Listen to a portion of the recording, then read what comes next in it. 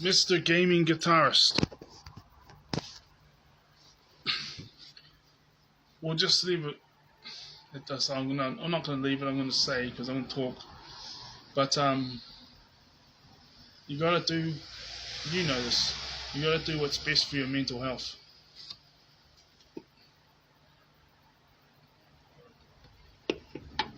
The reason why I liked that recording, hundreds of thousands did, but when you're 27 and never had a girlfriend, and then it was when you were 29, is because of a few reasons.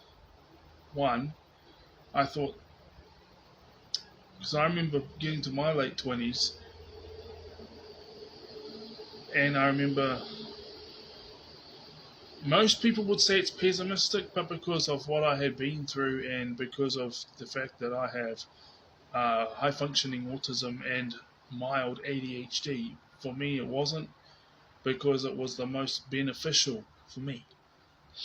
Like, I would go out there expecting to meet people, but I would expect the majority of conversations, let's say 56 out of 60, to basically be treated like I was non-existent. And that's because right up until then, that's how I'd been treated. Apart from, like some of the conversations at church and stuff were fake.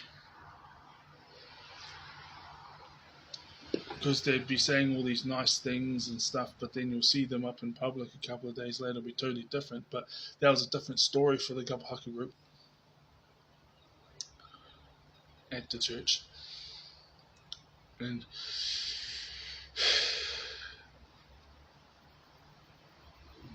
I developed that mindset, but I still expected to have like maybe 4 conversations that would last 5 or 10 minutes or longer if I went to 6 events in the space of 3 weeks. And that served me well, because the 1 or 2 friends that I would develop and have, you know what I mean? And some of my friends, they lasted for months, some of them lasted for years. There's many years where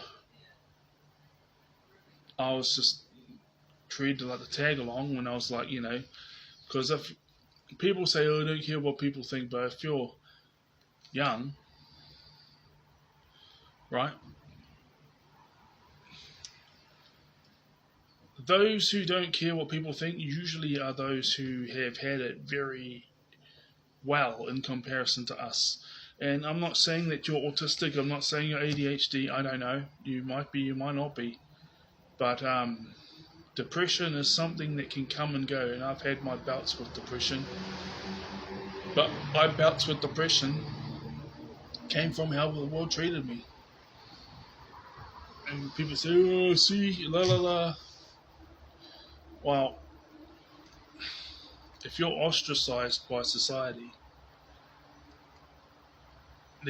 no one calls you, no one texts you, no one gives you the time of day.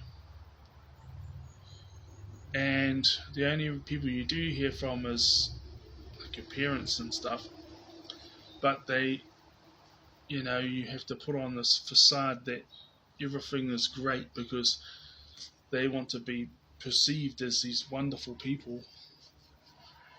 That was a lot of it, to be honest, when I was in my 20s.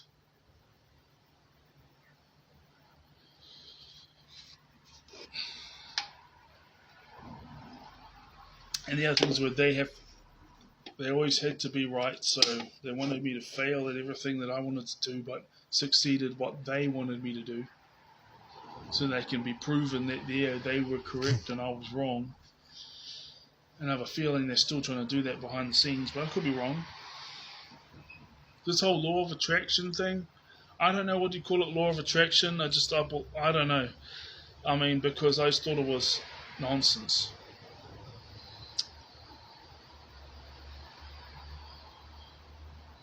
But the thing is in the Bible, it talks about rough times before the good times. Like, when the Israelites left Egypt, and the seas were closed off, and there was nowhere to go. Pharaoh had his army coming, and then God parted the seas for the Israelites to walk through.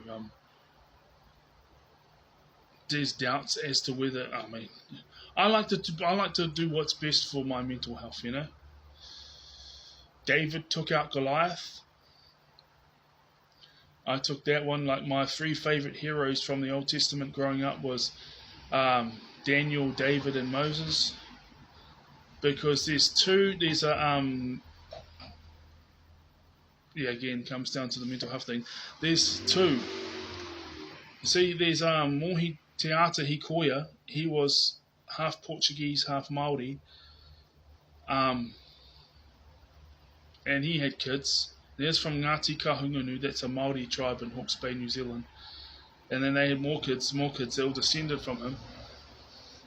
And when the British decided that we needed to have continuous last names, because we used to get named after the personality traits of our parents. I look British because I'm Scottish, but you know what I mean. Back again, like over 150 years ago, like I knew there was beef and they wanted to own their land and enslave them and stuff, but I didn't realise that they actually viewed the Scottish and the Irish as less human. And in many facets back then, they treated the Scottish and the Irish how people who are uneducated, or how people 30 years ago treated autistic and ADHD people.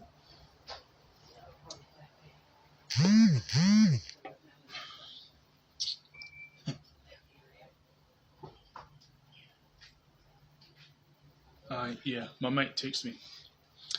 So, okay, let's get back on track. And there was another tribe, my tribe, Te Arawa, that's from the Bay of Plenty in New Zealand. We have marae's, but then people get out and get moving. But our marae is in the Bay of Plenty. Mohi Tarau, shortened this family name down when the British said so, to Mohi. So, but then we had kids together, and now I'm related to them. Both sides. But here's the thing. They say that, there's that, but also there's another thing, that there's like a lot of Māori prophets who took up Christianity and decided that Mohi was like, if you have a look in the translation, it means Moses. And I was like, Moses set the people free. Like, God used Moses to set the captives free, you know what I mean? I don't like this idea of wandering in the wilderness for 40 years, though. I want to see the promised land. And Daniel, all the situations he was in, people set him up to kill him, but he was alright. And then David, David took out Goliath. My three biggest heroes of the Old Testament. And I just claimed that my parents want to name me Daniel. It's like, yeah, you can feed me to the lions and God will still take care of me.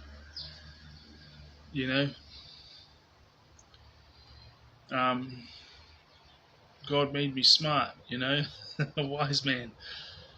So whether these things actually happened, or whether these characters, I believe that these characters existed, but at the same time they're not the same as in the Bible. Well, this went off track, and I'm sorry about that. But there will be a part 2. What was I going to say? A lot of people, they just take for granted, They think that if someone isn't thriving and prosperous, it's their fault. When in reality, I've noticed that a lot of people believe that, so like, if you had it rough growing up, or maybe like other people didn't treat you well or whatever, and doors were being, opportunity were being slammed in your face, or obviously in your case you're very good at school and stuff, but as you became an adult, doors were slamming in your face. People automatically think that if 4 or 5 people have said this thing, or 10 people have said the same thing, it must be true. But that's not always the case. And in your case, you're a good man. But the thing is this, is they just think, good people don't suffer. which is nonsense.